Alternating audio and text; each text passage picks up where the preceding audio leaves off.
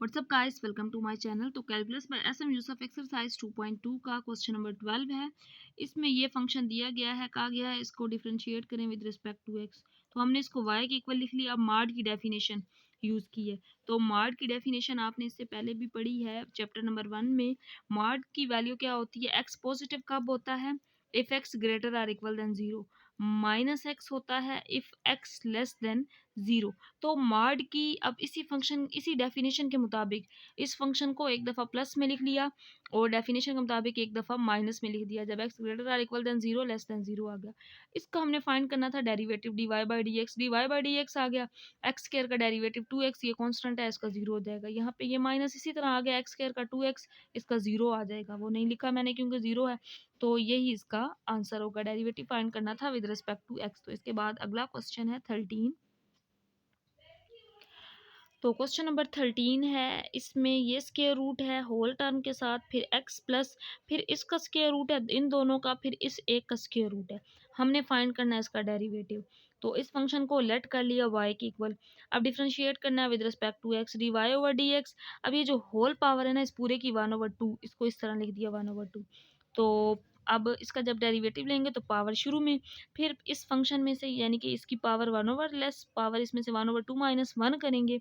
तो यहाँ पे आ जाएगा -1/2, क्योंकि 1/2 माइनस 1 मतलब एलसीएम लिया 2 ऊपर 1 माइनस 2, तो ये -1/2 आ गया। फिर डेरिवेटिव ऑफ दिस फंक्शन, ये जो फंक्शन है इसका डेरिवेटिव ले लेंगे। एक्स प्लस के रूट एक्स प्लस के, इस फंक्शन का डेरिवेटिव आ गया। तो इसके बाद देखें, जब ये वैल्यू माइनस में इसको नीचे ले आएंगे तो ये प्लस हो जाएगी और स्क्वायर रूट इस 2 के साथ स्क्वायर रूट में ये इसको लिख सकते हैं नीचे। अब इसका डेरिवेटिव फाइंड करते हैं। तो इसके बाद ये मैंने वैसे वही टर्म लिखी है जिसका हमने डेरिवेटिव फाइंड करना था। पहली टर्म जो थी वो ऊपर पावर माइनस में थी, नीचे आके प्लस हो गई। फिर ये सेकंड टर्म बचती है। ये पहली टर्म इसी तरह ना, ये सेकंड टर्म जिसका डेरिवेटिव वो पिछले पेज पे था, मैंने आसानी के लिए यहाँ लिख लिया ताकि आपको इजीली नजर आ सके। तो इस टर्म का डेरिवेटिव फाइंड करना है। अब एक्स का डेरिवेटिव हो गया 1। अब इस टर्म का जब डेरिवेटिव लेंगे, इसकी पावर फिर 1/2 है इस पूरे की, वो पावर शुरू में आ गई। फिर इस फंक्शन की पावर में से एक लेस इसका डेरिवेटिव एक्स प्लस के रूट एक्स का। तो अब ये पावर माइनस 1/2 यहाँ पे नीचे ले आए, प्लस पहली टर्म सेम इसी तरह आ गई। अब derivative of this function x का 1 हो जाएगा। अब फिर इसकी पावर 1/2 है, पावर शुरू में ले आए, पावर में से एक लेस एक्स का डेरिवेटिव 1 हो जाएगा। उसके बाद जस्ट सिंपल पहली स्टेप इसी तरह से, ये पावर माइनस जो थी इसको नीचे लेंगे, प्लस हो जाएगा। ये इसका रिक्वायर्ड आंसर था। क्वेश्चन नंबर 14 जो है ये सेम क्वेश्चन नंबर 12 की तरह है।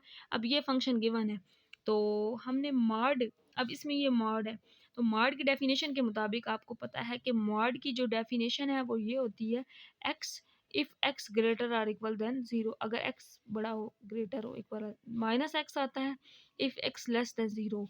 तो इस फंक्शन को हमने एक दफ़ा पॉजिटिव और उसी तरह एक दफ़ा नेगेटिव में लिख लिया।